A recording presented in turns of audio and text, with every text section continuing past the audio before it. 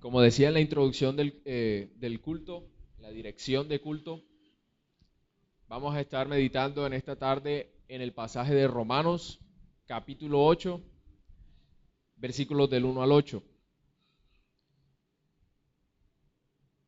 Puede ir ubicándose en el texto nuevamente, Romanos capítulo 8, versículos del 1 al 8.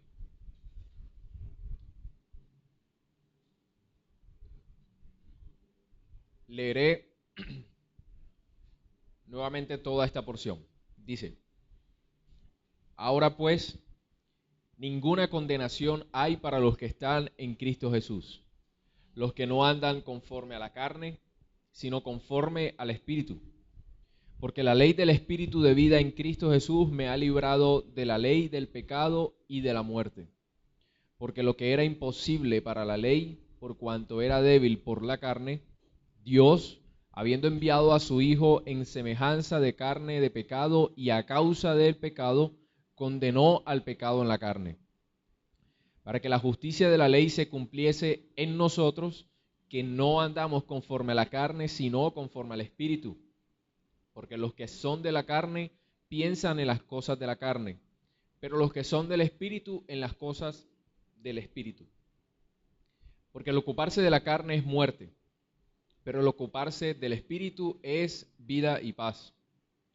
Por cuanto los designios de la carne son enemistad contra Dios, porque no se sujetan a la ley de Dios, ni tampoco pueden. Y los que viven según la carne no pueden agradar a Dios. Hay una realidad innegable, y es que el pecado está presente en toda la humanidad. Desde que Adán pecó por primera vez, las consecuencias de la caída han estado transmitiéndose de generación en generación, sin respetar razas, sin respetar nacionalidades, sin respetar credos. No importa el contexto en que un hombre haya nacido, si usted es hijo de Adán, si alguien es hijo de Adán, entonces es un pecador. El apóstol Pablo dijo claramente en Romanos 3:9, ¿qué pues? ¿Somos mejores que ellos? En ninguna manera. Pues ya hemos acusado a judíos y a gentiles que todos están bajo pecado. Y en Romanos 5:12, Pablo también dice, por tanto, como el pecado entró en el mundo por un hombre, y por el pecado la muerte, así la muerte pasó a todos los hombres, por cuanto todos pecaron.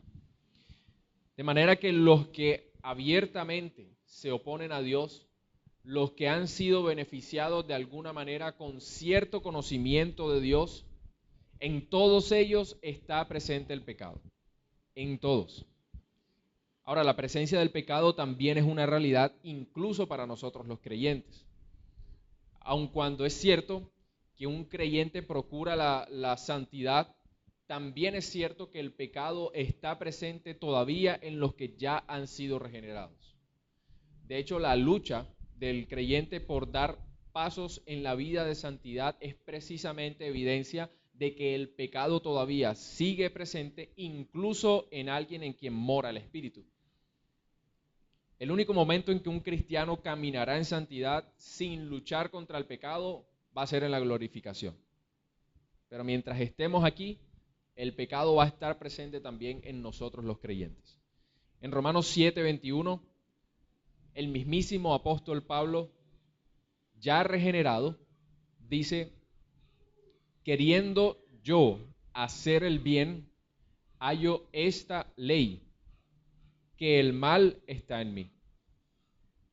Así que si hay algo que toda la humanidad tiene en común, incluidos los creyentes aquí, es la realidad negativa de la presencia del pecado.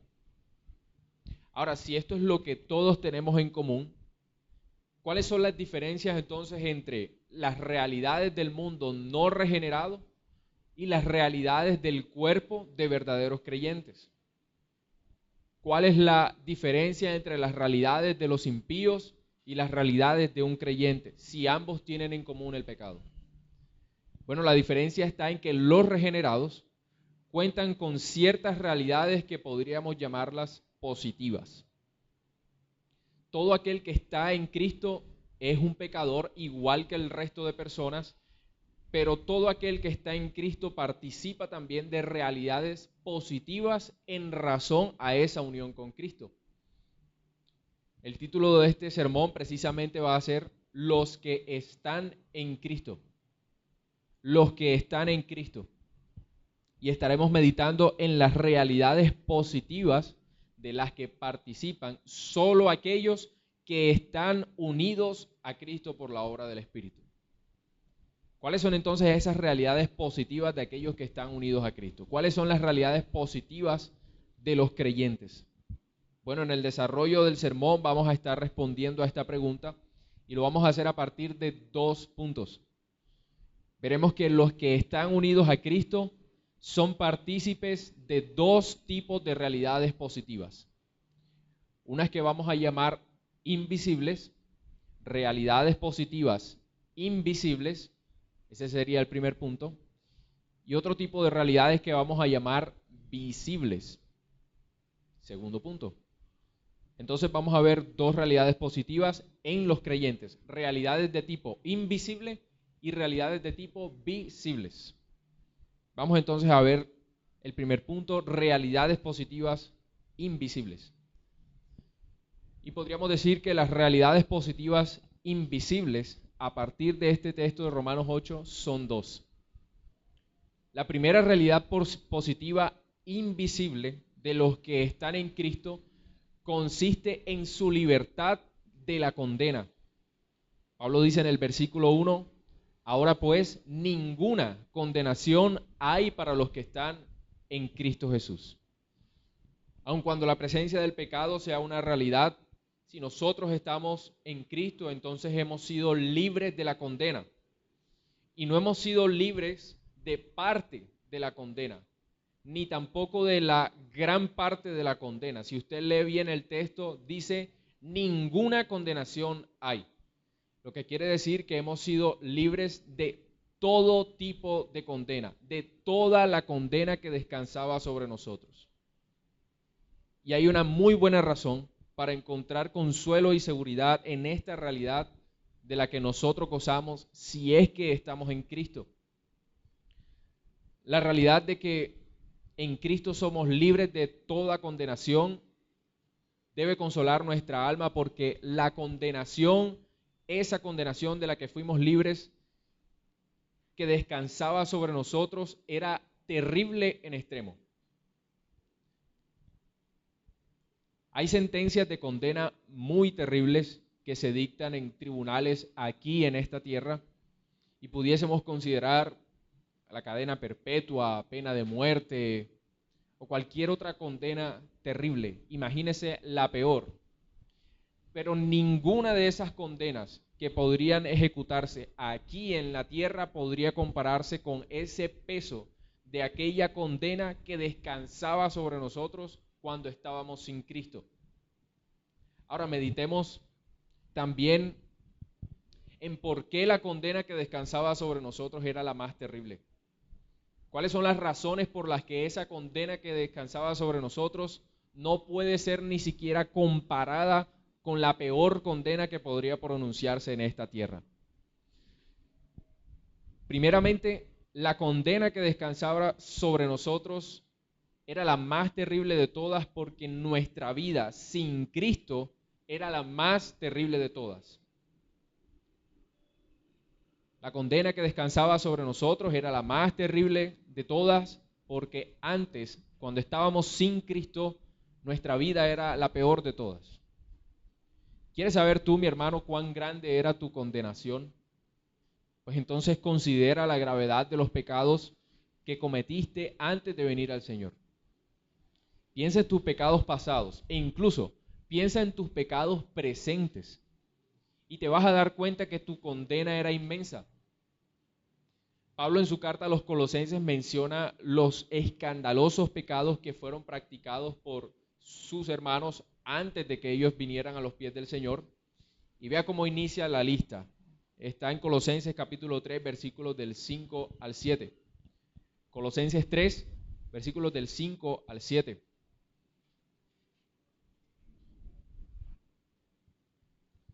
Allí Pablo dice: fornicación, impureza, pasiones desordenadas, malos deseos y avaricia, que es idolatría, cosas por las cuales la ira de Dios viene sobre los hijos de desobediencia, en las cuales vosotros también anduvisteis en otro tiempo cuando vivíais en ellas. Estos eran los pecados en los cuales andaban los colosenses antes de tener una vida en Cristo. Pero mi hermano y mi hermana, ¿podrías tú decir que tú no caíste en estas cosas ni tan solo en un momento de tu vida? ¿Podrías decir que tú no caíste en estos pecados ni siquiera en su más mínima expresión? ¿No llegaste ni siquiera a pensar por lo menos en cometer alguno de estos actos? ¿O consideras de pronto que tu vida sin Cristo era como, por decirlo así, la mejor entre las peores? Mi hermano, cuando Cristo no estaba todavía en nuestros corazones, estábamos en tinieblas y en tinieblas densas. Lo que quiere decir que no teníamos una vida decentemente pecaminosa, sino que andábamos en todo tipo de pecados terribles sin importar el grado de escándalo que estos hubiesen podido generar o no. Nosotros andábamos en aquellas cosas que provocaban nada más y nada menos que la mismísima ira de Dios. Así que seguramente nuestra vida sin Cristo era la más terrible de todas, y por eso la condena que descansaba sobre nosotros era igualmente terrible. Ahora, la condena que descansaba sobre nosotros también, en segundo lugar, era la más terrible de todas, porque el Dios justísimo era el ejecutor de nuestra condenación. Nuestra condenación era terrible porque el Dios justísimo era el ejecutor de nuestra condenación.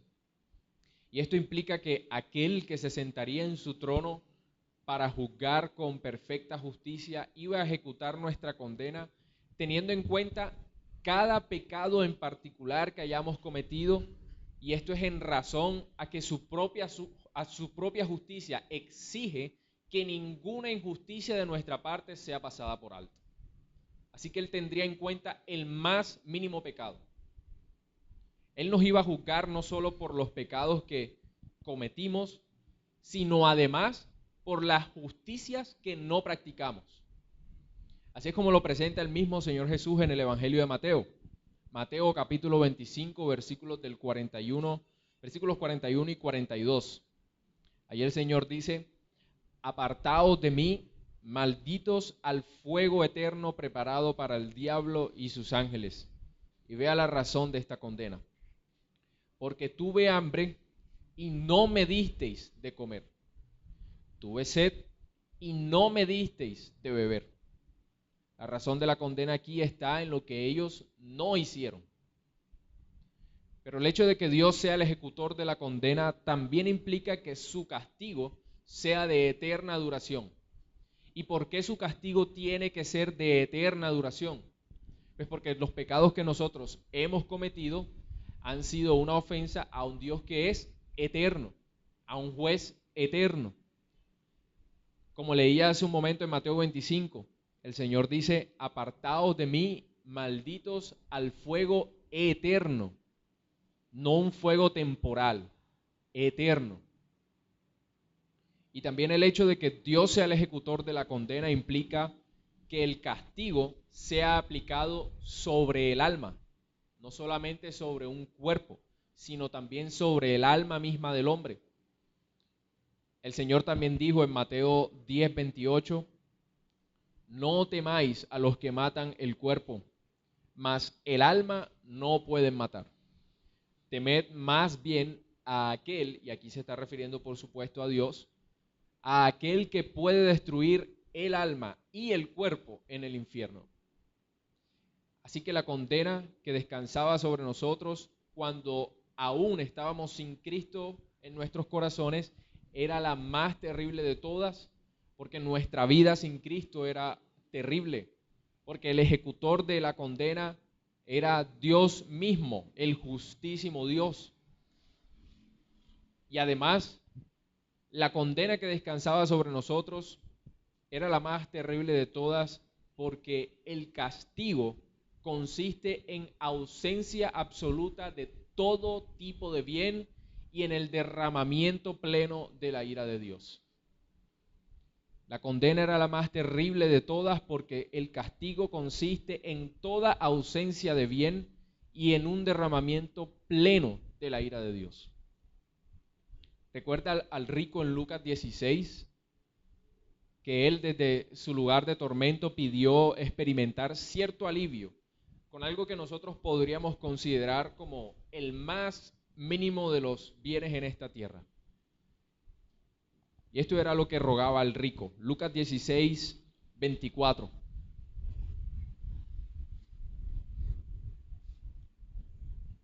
Ahí el rico dice: Padre Abraham, ten misericordia de mí y envía a Lázaro para que moje la punta de su dedo en agua y refresque mi lengua, porque estoy atormentado en esta llama. ¿Cuál fue la petición del rico desde su lugar de tormento entonces? Que su lengua sea refrescada, ¿no? Que su lengua sea refrescada, pero con al menos una gota de agua. Después de haber gozado de tantos bienes, de tantos favores en este mundo, ahora este hombre rico, luego de su muerte en el lugar de tormento, está pidiendo una gota de agua. ¿Y cuál fue la respuesta que se le dio al rico mientras sufría su propio castigo? Leamos el versículo 25 de Lucas 16.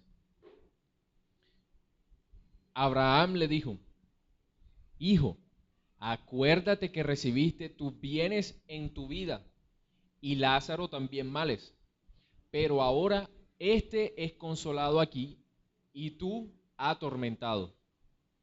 En otras palabras, Abraham le dijo algo como: bueno, los favores que te tenían tan cómodos en este mundo, eso hizo parte de la única clase de bien que ibas a conocer. Ahora te corresponde conocer solamente el tormento para siempre. En su castigo, al rico se le negaría toda clase de bien, incluso el más mínimo. Ninguna otra cosa debía conocer el rico sino solamente la plenitud de la ira de Dios, y lo mismo se aplica para todo aquel que está bajo la condena de Dios. ¿Puede ver entonces, mi hermano, el gran peso de la condena que descansaba sobre nosotros cuando estábamos muertos en nuestros pecados y sin Cristo? Pero ahora, si hoy estás en Cristo, si hoy estamos en Cristo, lee entonces lo que dice Romanos 8:1. Ninguna condenación hay para los que están en Cristo Jesús. Ninguna condenación hay. Aquella terrible vida que teníamos sin Cristo ha perdido todo su peso para condenarnos. Todo su peso. Ninguno de aquellos pecados pequeños, ni grandes, ni ocultos, ni públicos, ninguno puede llevarnos al terrible castigo de la recepción de la ira de Dios por la eternidad. Al estar ahora en Cristo, toda condenación ha sido anulada para nosotros. Toda. Cuán triste era nuestra vida sin Cristo y también cuán triste es recordar la realidad del pecado que todavía al día de hoy está en nosotros, los creyentes. Pero si estamos en el Señor, mucho más grande debe ser el gozo de recordar que la más terrible condenación que descansaba sobre nosotros y que merecíamos se ha hecho nula para siempre. Y quizá no tengamos un certificado celestial físico que contenga nuestro nombre y que diga libre de condena. Pero si estamos unidos a Cristo, entonces la libertad de la condena es nuestra realidad positiva invisible. Ahora, Pablo también se encarga de definir muy bien quiénes son aquellos que en Cristo han sido libres de esta condena. Él no permite que nosotros determinemos bajo nuestro propio concepto si es que estamos unidos a Cristo y libres de la condena. De hecho, si dependiera de nosotros definir estas cosas, si es que estamos en Cristo y libres de la condena, nosotros seríamos capaces de engañarnos a nosotros mismos y erraríamos en cuanto a nuestras conclusiones, todo con tal de sentirnos cómodos. Vamos a hacer lo posible siempre, si dependiera de nosotros, de concluir, así sea a costillas del error, que estamos en Cristo y que estamos bien. Pero Pablo es explícito en definir quiénes son aquellos que en realidad están en Cristo y que han sido libres de la condena. Y son los siguientes. Leamos otra vez el versículo 1, la segunda parte. Pablo dice que los que han sido libres de la condena son los que no andan conforme a la carne, sino conforme al Espíritu. Y esto nos lleva a considerar una segunda realidad positiva invisible de aquellos que están en Cristo: andar conforme al Espíritu. Ya vimos la libertad de la condena, ahora hay otra realidad invisible y es andar conforme al Espíritu. La segunda realidad positiva e invisible de los que están en Cristo consiste en andar conforme al Espíritu, pero pareciera extraño ubicar esto como una realidad invisible. Porque cuando nosotros leemos este pasaje solemos rápidamente pensar que ese andar es más bien como una referencia directa a las conductas visibles de alguien que está en Cristo. Y esto en algún sentido es cierto. Pero debemos entender que andar conforme al Espíritu primero es una realidad invisible. No negamos que es visible, pero primero es una realidad invisible. Vamos a leer Romanos 8, los versículos del 2 al 4. Esa es como la porción de Romanos que nos lleva a entender el andar conforme al Espíritu de esta manera. Allí Pablo dice: porque la ley del Espíritu de vida en Cristo Jesús me ha librado de la ley del pecado y de la muerte. Porque lo que era imposible para la ley, por cuanto era débil por la carne, Dios, enviando a su Hijo en semejanza de carne de pecado y a causa del pecado, condenó al pecado en la carne, para que la justicia de la ley se cumpliese en nosotros, que no andamos conforme a la carne, sino conforme al Espíritu. Note que Romanos 8.2 inicia con un porque. Esto quiere decir que Pablo va a empezar a explicar aquello que causa el andar conforme al Espíritu, que ya se mencionó en el versículo 1. Y lo que encontramos en los versículos del 2 al 4 en Romanos 8 serán entonces las causas del andar conforme al Espíritu. Y veremos que son dos. Ambas son de tipo invisible y por eso debemos entender que andar conforme al Espíritu también es una realidad invisible primeramente. Lo que causa entonces ese andar conforme al Espíritu es lo siguiente: libertad de la ley del pecado, lo menciona Pablo allí, y justificación en Cristo. Libertad de la ley del pecado y justificación en Cristo. Romanos 8.2, porque la ley del Espíritu de vida en Cristo Jesús me ha librado de la ley del pecado y de la muerte. Nuestro texto claramente está hablando de una separación del pecado que es obrada únicamente por el Espíritu, pero veremos que esto es una realidad invisible. De nuevo, no negamos que el creyente procura visiblemente mostrar una vida separada del pecado. Y de hecho Pablo mismo hace un llamado a esto, a los creyentes, en esta misma carta a los romanos. En Romanos 6.12, él dice: no reine pues el pecado en vuestro cuerpo mortal, de modo que le obedezcáis en sus concupiscencias. Pero si se da cuenta, este tipo de separación visible del pecado es una responsabilidad que recae sobre el creyente. El creyente es responsable de ser activo en no permitir que el pecado le gobierne y por eso es que se le hace el llamado. Ahora, si vemos Romanos 8.2, ¿será que vemos allí que Pablo está hablando de responsabilidades del creyente. Yo creo que no es así. Es cierto que Pablo habla del creyente, pero solo como uno que se beneficia de la obra del Espíritu para ser separado del pecado. El foco de Romanos 8, al menos de Romanos 8:2, está puesto es sobre la obra del Espíritu, no sobre la responsabilidad del creyente. De nuevo, Romanos 8:2, la ley del Espíritu de vida en Cristo Jesús me ha librado de la ley del pecado y de la muerte. Note que no dice yo me libré de la ley del pecado, sino el Espíritu me ha librado. Ahora, si el Espíritu es el autor de la libertad del pecado, ¿será que el beneficio de esta separación que se menciona es algo visible? Pues si fuera visible, y ya dijimos que lo que es visible es la responsabilidad del hombre, entonces la culpa por obedecer al pecado recaería no sobre el creyente, sino sobre el Espíritu. Y eso sería una locura. Echarle la culpa al Espíritu porque nosotros estamos pecando, eso es un error. Entonces Romanos 8:2 no habla de la responsabilidad del creyente.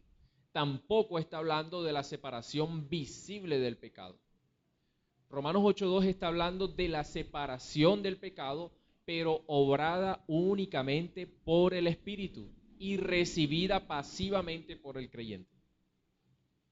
Y esta actividad exclusiva del Espíritu confirma que se trata de una obra invisible.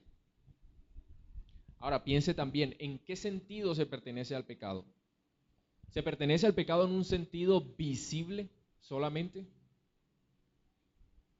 Si pertenecer al pecado tratara de un asunto meramente visible, entonces dejar de pertenecer al pecado por la obra del Espíritu sería como alcanzar la perfección.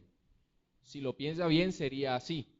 Y eso no se puede alcanzar. Pablo mismo decía, queriendo yo hacer el bien, hallo esta ley, el mal está en mí. Ni siquiera el apóstol Pablo se pudo desligar de la realidad del pecado mientras pasaba por este mundo, aun cuando el Espíritu obró en él.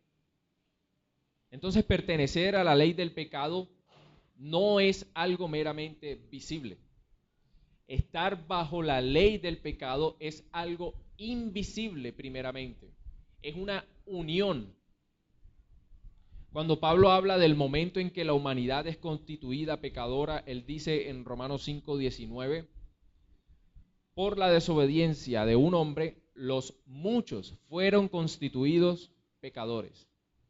¿Será que el texto dice que usted y yo estábamos bajo la ley del pecado cuando cometimos por primera vez un pecado visible?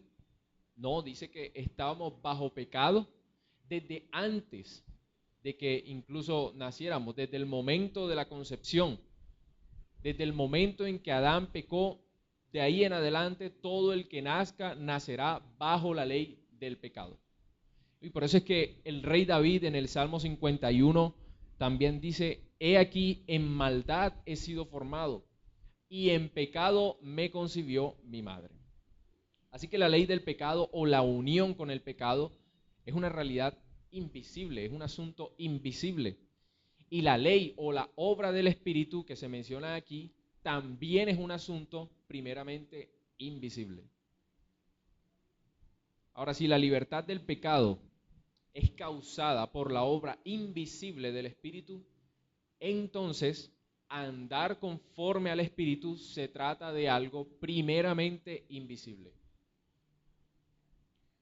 Lo que quiere decir también que usted podría aparentar mucha piedad, amar muchas de las cosas que los creyentes comúnmente aman, sentir lo mismo que un verdadero creyente siente, pero si usted no ha sido invisiblemente separado del pecado, si el Espíritu no ha obrado en usted para que usted pertenezca a Cristo, entonces en usted no hay un andar conforme al Espíritu, lo que quiere decir que también estaría aún bajo condena. Andar conforme al Espíritu no se refiere entonces a meros comportamientos moralistas. no se refiere solamente a comportarse bien, se refiere también y primeramente a que el Espíritu ha hecho una obra en usted internamente. Vimos entonces que lo primero que causa ese andar conforme al Espíritu es la libertad de la ley del pecado, o más bien que la libertad de la ley del pecado es obrada por el Espíritu de manera invisible. Ahora, hay otra causa, y es el ser declarados justos ante Dios, lo que se conoce como justificación. Ser declarado justo ante Dios también es algo causado únicamente por la obra del Espíritu. Y eso también nos ayuda a entender que el andar conforme al Espíritu sigue siendo primeramente algo invisible. Romanos 8, versículos del 3 al 4. Allí dice Pablo, porque lo que era imposible para la ley, por cuanto era débil por la carne, Dios, enviando a su Hijo en semejanza de carne de pecado y a causa del pecado, condenó al pecado en la carne. ¿Para qué? Para que la justicia de la ley se cumpliese en nosotros. Esto es una referencia a la justificación.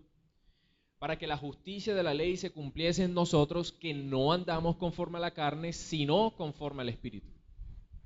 Claramente aquí se habla de una justicia que se cumple en nosotros y es una justicia que se cumple sin progresión. Se nos habla de una declaración de justicia en un sentido simple, en un sentido completo, a favor de todos aquellos que andan conforme al Espíritu. Y esto de nuevo es lo que se conoce como justificación. Ahora, es cierto que todo creyente es llamado a cumplir con una justicia en un sentido visible también. Mateo 6:33, el Señor dice, buscad primeramente el reino de Dios y su justicia. Ahí se está llamando al creyente. También es cierto que por esta tierra han caminado hombres que podrían ser llamados verdaderamente justos, realmente piadosos, como por ejemplo Job. En Job 1:1 se describe a este personaje de la siguiente manera: era perfecto y recto, temeroso de Dios y apartado de mal. Pero si se da cuenta, el cumplimiento de esta justicia en ese sentido visible es una en la que el hombre es activo. Cristo nos llama a ser activos en buscar la justicia y Job era activo en la rectitud, en el temor de Dios y en apartarse del mal. Pero el cumplimiento de la justicia que Pablo menciona en Romanos 8:4 es uno en el que el hombre es totalmente pasivo, no activo, sino que es pasivo. El hombre es quien lo recibe. Leamos de nuevo ese pasaje, Romanos 8:4. Para que la justicia de la ley se cumpliese en nosotros, que no andamos conforme a la carne, sino conforme al Espíritu. Así que la declaración de justicia que se pronuncia a favor de aquellos que andan conforme al Espíritu no es primeramente de tipo visible, al menos no en este texto, porque el hombre no es activo en ella. Más bien se trata de una recepción invisible de una justicia ajena, de la justicia de Cristo. Y si así son las cosas, entonces andar conforme al Espíritu se debe entender inicialmente como una realidad de tipo invisible de todo aquel que está en Cristo. De manera que la libertad del pecado es en un sentido invisible primeramente, y también la recepción de la justicia de Cristo o la justificación es en un sentido invisible. Ambas cosas son causadas por el obrar del Espíritu y por lo tanto debemos entender que andar conforme al Espíritu es una realidad primeramente de tipo invisible. Y de nuevo, mis hermanos, es muy fácil aparentar algo. Es muy fácil cambiar un poquito la conducta.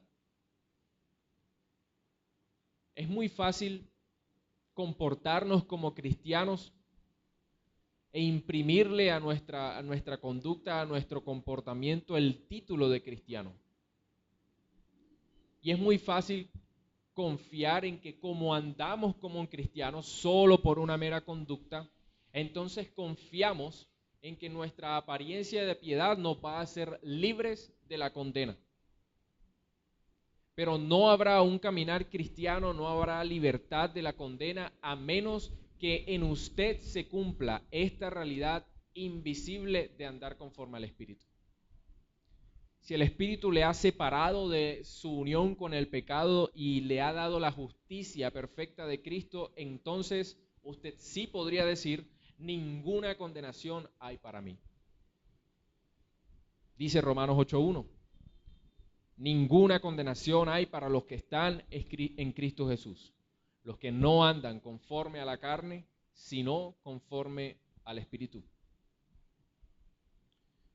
Pero entonces, ¿cómo podemos saber que estamos realmente en Cristo? Si al final se trata de una realidad que no podemos ver, es invisible. ¿Cómo saber que estamos en Cristo? ¿Cómo podría usted decir: estoy en Cristo y ninguna condenación hay para mí, si todo esto es algo que usted no puede ver? Esto es lo que nos lleva a nuestro segundo punto: realidades positivas visibles.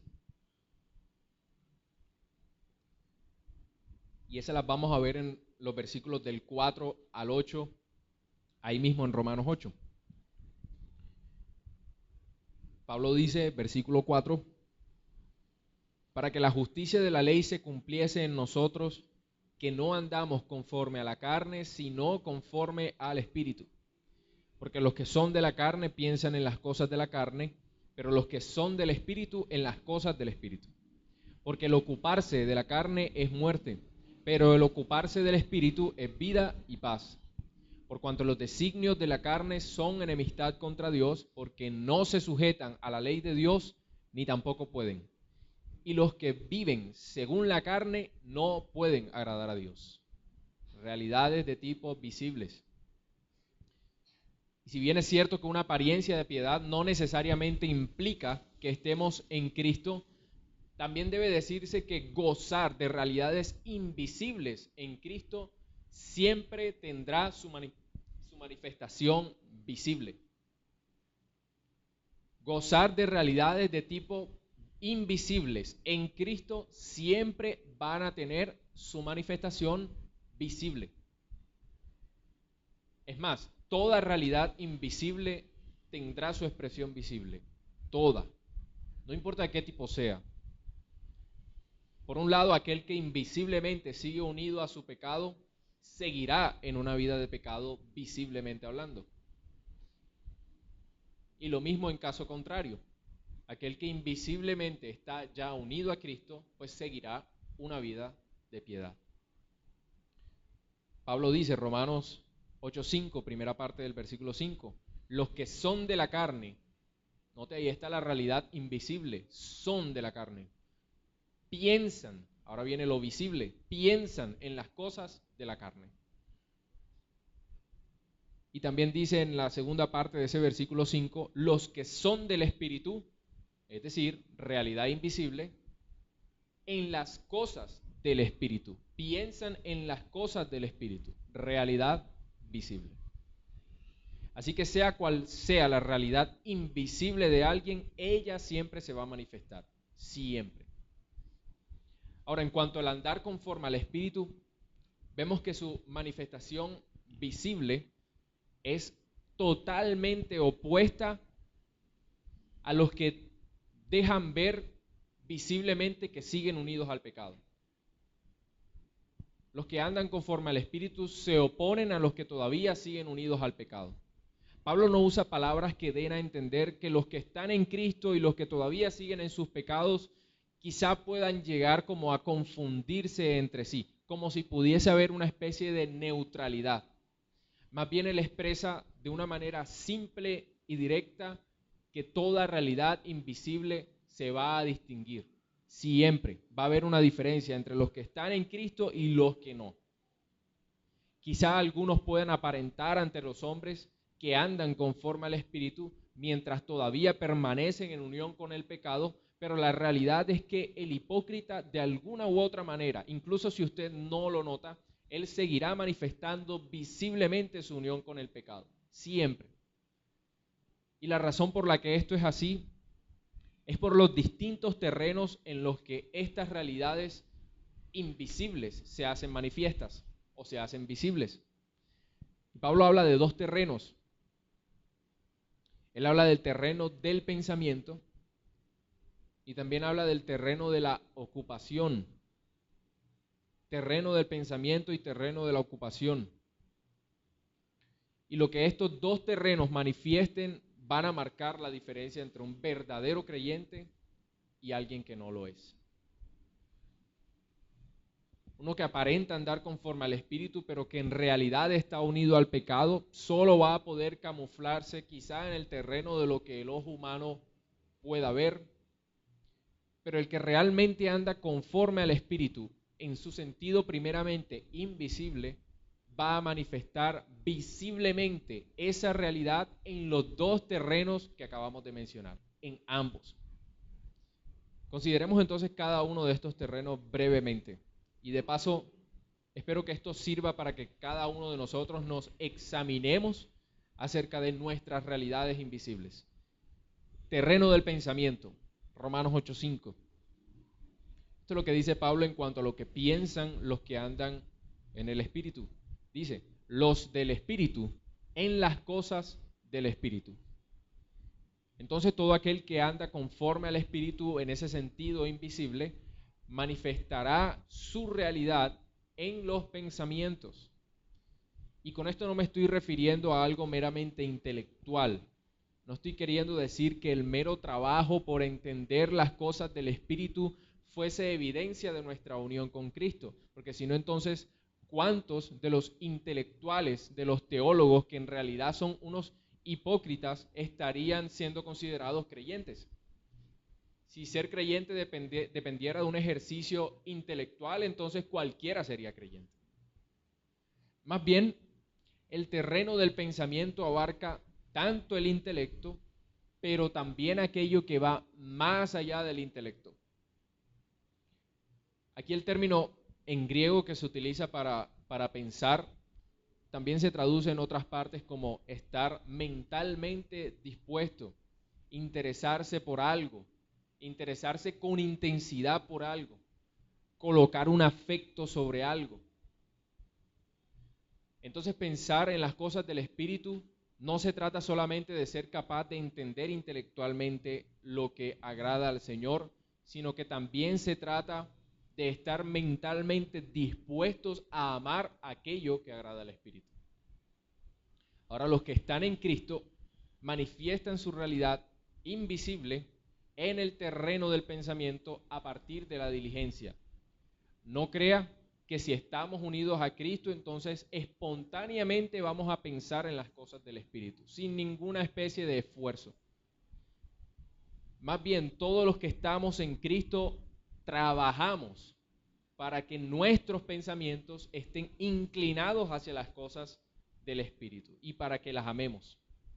Y de ahí que el Padre también nos haga este llamado, el que está en Proverbios 3:1. Hijo mío, no te olvides de mi ley. No hay pasividad en esto. No te olvides de mi ley. Y tu corazón guarde mis mandamientos. Debemos amar las cosas del Espíritu, pero debemos trabajar para amarlas y para que permanezcan en nuestros pensamientos. Si quieres ver, mi hermano, entonces tu verdadera condición invisible, no solamente examines si es que entiendes la doctrina, sino responde también a preguntas como las siguientes. ¿Hacia qué cosas inclino mis pensamientos? ¿De qué procuro llenar mi mente? ¿Cuáles son las cosas que yo más amo? Como dice Proverbios 23:7 acerca del hombre, ¿cuál es su pensamiento en su corazón? Tal es él. Ahora consideremos también el terreno de la ocupación, que estaría en los versículos 6 y 8 de Romanos. Romanos 8, del 6 al 8. Ahí veremos que todo aquel que anda conforme al Espíritu en ese sentido invisible, también manifestará su realidad de manera visible en aquello en lo que se ocupa. Usted podría decir, bueno, yo todo el tiempo me la paso pensando en los asuntos del Señor, pero si al final su estilo de vida se inclina hacia lo que no agrada al Señor, entonces se está evidenciando la realidad de una muerte espiritual en usted. Recuerde que son los dos terrenos en los que se debe evidenciar su realidad invisible. De hecho, permítame decir algo. La inclinación de su estilo de vida viene a ser como la evidencia de lo que en realidad está en sus pensamientos. Aquello hacia lo que su vida se incline, eso es testigo de qué es lo que en realidad está pasando por su mente, de qué es lo que en realidad ama. Pablo no está considerando aquí la posibilidad de pensar en un asunto, pero ocuparse en otro, sino que más bien los pensamientos, en ese sentido en que ya lo hemos explicado, los pensamientos y la ocupación están unidas, siempre. No haga esa separación.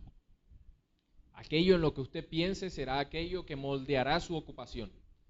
Y aquello en lo que usted se ocupe va a testificar aquello en lo que usted realmente está pensando. Mi hermano, si esto es así, entonces ¿cuán diligentes debemos ser nosotros para guardar nuestros pensamientos? El corazón o la mente es como una tabla sobre la cual se pueden escribir las cosas que van a inclinar nuestro estilo de vida. Así lo dice Proverbios. Nunca se aparten de ti la misericordia y la verdad. Átalas a tu cuello. Y vea lo que dice, escríbelas en la tabla de tu corazón. Mi hermano, considera la seriedad de estas cosas. No hay neutralidad. El corazón o el pensamiento será siempre un libro abierto que tú estarás llenando de información para inclinar tu estilo de vida. Nunca podrás dejar de llenar tu pensamiento de una cosa o de la otra. Si la estás llenando de la instrucción de Dios, pues y eres creyente, entonces te vas a ver inclinado a hacer la voluntad de Dios. Y si no la llenas de la voluntad de Dios, siempre la vas a llenar de cualquier otra cosa pecaminosa. Siempre que dejes de llenar tu mente de lo uno, empezarás a llenarlo de lo otro. Entonces, mi hermano, ¿de qué está llenando tu mente? ¿Qué está reflejando aquello en lo que te ocupas acerca de tu realidad? En conclusión, es cierto que el pecado aún está presente en nosotros los creyentes, y esto es una realidad que compartimos con toda la humanidad, pero también es cierto que al estar en Cristo, nosotros participamos de otras realidades positivas.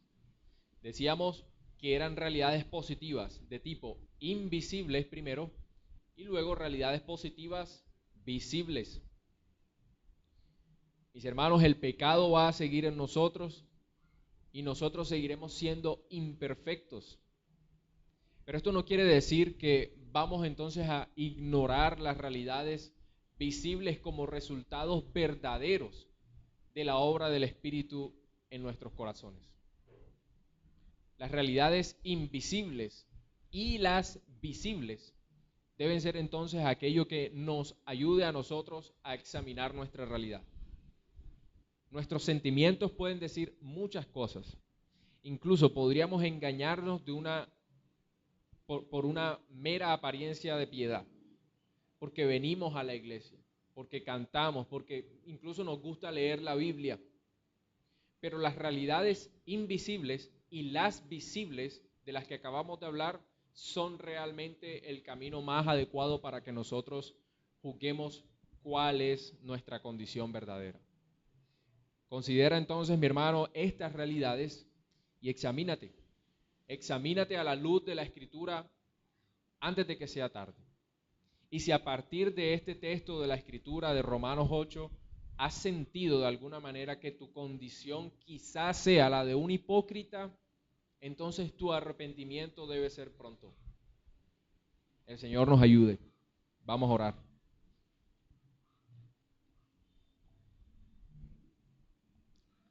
Señor, te damos gracias porque nos has recordado aquellas cosas de las que tú nos has librado del pecado, de la muerte y también de la condenación que descansaba sobre nosotros, que era terrible.